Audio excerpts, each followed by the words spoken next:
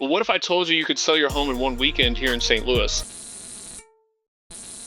Completely risk-free without losing a dime. Now, I know that sounds too good to be true, but it's not. And I had to learn this lesson the hard way. It was a $50,000 pricing mistake, and it was the worst mistake of my entire career.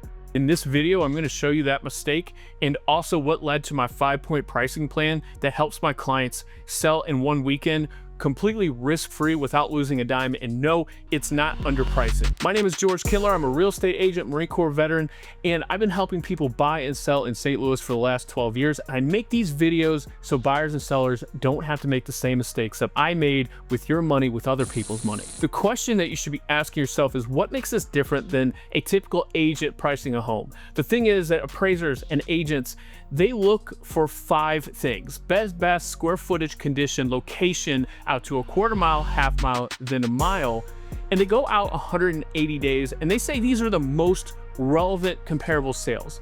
And that assumes that buyers act the same way throughout the entire year, but we have evidence that they don't. The Case-Shiller month-over-month appreciation index shows that 70 to 80% of appreciation happens in spring. The St. Louis Association of Realtors show that June is the peak month over the last 5 years. So it's clear evidence that buyers don't act the same way throughout the entire year. And the number one thing that the appraiser doesn't even include is the list price. That's the thing that buyers look at first, and they compare between properties before they ever step in the door. And it also determines if your house is going to sit on the market, if you're gonna have multiple offers, you're gonna have competition, and you're gonna be waiving inspections. So why do appraisers not look at the list price? Now, before we ever look at list price, we have to talk about our comps. Season for season comparable sales, that's what you want your agent to show you when they present the value of your home and the list price recommendation that they give you. Because what you want to see are sales from the previous season that you're actually listed in right now. Of course, if you're looking in the spring, you can use that rule of 90 to 180 days. But when you're starting to sell in the summer, the fall, or the winter, that's when you have to pay close attention, because the buyer demand is simply not the same. Like any commodity, real estate follows a demand curve. And in the spring, there's more demand. Once you hit fall and once you hit winter, that demand goes down substantially until the next springtime occurs. I have 3 theories of why buyers move when they move. First, it gets down to college enrollment. Any transplant here that came because of school or because of a job straight out of school, they signed their lease in the fall or spring, and that lease is going to be up before the fall or before the spring, and the majority of that is happening in the springtime. The second thing is actually the weather. When it's hot or cold, people just don't like to move. And then the third thing is, of course, holidays. And you combine all of that, it makes no wonder why winter is so much slower than the summer, the fall, and especially the spring. So step 1, season for season pricing. You can actually use an appreciation formula to come up what that house, what those comparable sales should be worth in today's market. That's what appraisers are supposed to do, and that's what your agent should do when you're pulling comparable sales from the previous year. Then you should apply some level of conservative appreciation. Here's the mini framework for seasonal pricing. Identify the season you're in, pull comparable sales from that season, and then make any adjustments such as interest rates or inventory changes over the last year. We had a seller reach out to us that was completely frustrated with his previous agent. See, he listed in November of 2023 when the market typically slows down. When he reached out to us, we decided that the value is definitely there at his original list price, $190,000. See, when he was working with the other agent in November, they ended up reducing the price to try to get activity, with no luck at $180,000. So he was frustrated, took it off the market, and reached out to us. When we put it back on the market at the peak of the season in May, we had an offer before it was even on the market completely to show, and he sold for $200,000. That's a $20,000 difference, and the only thing that was different was the season. But see, it's not just timing the season, it's understanding what psychological price will actually make buyers move for that specific type of property, and that's what step 2 is all about. Step 2 is use the list price as a benchmark, because list price is the number one thing that buyers use to determine if they're going to look at a property, if they're going to write an offer, if they're going to ask for inspections. So why wouldn't we as agents and sellers look at the list price first versus the sales price? Now, I had to learn this lesson the hard way when my wife and I took the very first house that we bought, we turned it into a rental property and we were ready to sell it. We listed in the wrong season and it sat for months, even though all the comparable sales in that area showed the house was worth $200,000 and the neighbors across the street had 40 showings. But we listed right outside of the peak season for St. Louis City. Now, we turned it into a successful Airbnb after it sat for months, and we later on sold it 2 years later. I'll show you exactly what that looks like because I think it'll surprise you, because we use the same 5-step pricing plan, and I'll walk you through that in step 3. Now, here's what I mean and how to do it in a practical way. When you have the comparable sales in front of you, you want to look and identify what the property actually sold for, and then ask the question, how did they get there? Did they list and sell for the same price? Did they list and sell under? Did they list and sell over? Now, the key to selling in one weekend is to look for the properties that listed and then sold over, because that's your psychological benchmark. That price, that is the price that buyers said this home is completely worth it. And not only that, multiple buyers did that. So what happens when multiple buyers say this home is worth it and we're gonna write an offer? You have multiple offers, but that's not the only thing. Now, let me give you 2 back-to-back examples of homes that were listed and sold within 1 day in Imperial. See, Autumn Ridge was listed for $275,000. We sold it for $290,000, which was actually $3,000 more than the neighbor at $287,000, but they listed at $290,000. And then Galena Court, only a subdivision away, we listed that for $250,000 and sold it for $271,000 using all of the same tactics that I'm talking about in this video. And the thing with that one was that we had 4 offers on the table and 3 of them said the house was worth $271,000, and the appraiser completely disagreed with us. He actually appraised the property for $265,000. But when you have multiple offers, when you create urgency and use timing, what happens is that you get to pick the best buyer that wrote the offer. And in this case, they were willing to put 20% down. So we knew that they had the ability to come up in price if they had to. Not only that, they had waived their contingency for an appraisal. So they didn't really have an option, and the value of the property was set by the market, not the appraiser, even though he appraised it for less, and now has a great comparable sale for a 3-bed, 1-bath ranch in Imperial. Now that leads us into step 3, because what happens when you don't have timing working with you in terms of seasonality? Now that we understand that buyers don't behave the same way all year round and buyer demand is higher in the spring, so how do we create this urgency? How do we create what we would call timing? Well, I'm going to go over that in step 4 and walk you through how to create timing, but it takes a little bit of work from the agent. Timing isn't about seasons, it's about positioning your home so you have the most leverage in the market that you're working in. Take my own rental property, for example. I failed to sell it in 2021. We turned it into an Airbnb, and in 2023, when interest rates were way higher, we decided to list our property, but we were going to do it completely strategic based on the 5-point pricing plan that I had been using for my other clients up until this point. Now, we waited for 2 things. One, we wanted the peak of the market, which would be the spring. And then also, we wanted to be the only property on the market with our features and conditions below a certain psychological price point threshold, which was $200,000 for this area in Dogtown. So when we listed our house for $175,000, we got way more than what we expected. We had over 40 showings. It was non-stop showings. Our Airbnb camera kept going off and it wouldn't stop. Not only that, we received 3 offers, and then we finally got the 4th one, the one we were really looking for. But because we had the 3 other offers, we had all the leverage that we needed. Now, the 3 offers all came in between $175,000 and $185,000. The last offer had an escalation clause up to $200,000. And so we told that buyer, hey, look, we won't go back to any other buyer but you, because we like your inspection clause, we like the fact that you're cash, and there's no appraisal contingency, and we'll do that deal with you right now for $200,000. and that buyer took that offer. But because we had the leverage, because we created urgency, we removed so much more than just getting a price. We removed the risk of losing the deal because of inspections, and we also removed the risk of losing the deal because an appraiser didn't agree with us, like we almost had that issue with the Imperial property. Timing isn't just about seasons. See, we did something very specific with that home in Dogtown. We made sure we were the only option under $200,000, and we listed on a Thursday because that's when buyers are making plans. They want to see homes on the weekends so they don't have to reschedule work.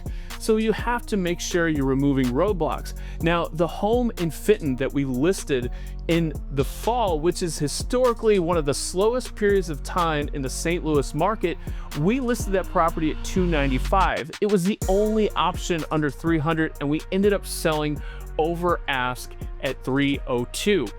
The thing is that you can manufacture timing. Your results are just going to be different depending on how much demand is actually in the market. You're going to have more demand in the spring, less demand in the fall. But when you're navigating a fall market, you have to make sure, like what we did with the home in Fenton, that you're not listing or closing during any major holidays such as Thanksgiving and Christmas. But here's the problem many sellers run into. Even if you have timing right, even if you have seasonality correct, you have to control the way your home looks on the market or you will still lose leverage. And that is step 4, meeting buyers where they are. Buyers are looking for the easy button. They want to write an offer on Thursday, be under contract by Monday. And then when it's time to close, they want to do the same exact thing. They want to close on a Thursday or Friday, move in over the weekend, and then go back to work, of course. I had this great couple from England that had relocated to the United States, and they were settling in St. Louis, and they were ready to put down roots and buy their first home in the United States. And we had looked at several homes. They actually had written several offers at this point, and they had been completely burned, and they were very serious.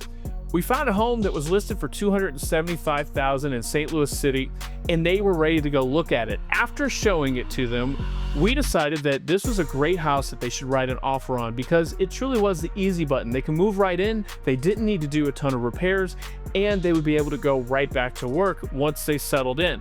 But here's the problem. The sellers listed at a psychological benchmark of $275 when all the comparable sales suggested the home was worth $315, and they had multiple offers. They had at least 10 offers at the time that I called the agent, and the inspections and the appraisals were all waived at that point, and my buyers just didn't want to take that risk. And here's the catch. These buyers ended up buying a home that was just down the street that had been listed a little bit longer than this house, only because the way the area had been developed, this home was identical to that home.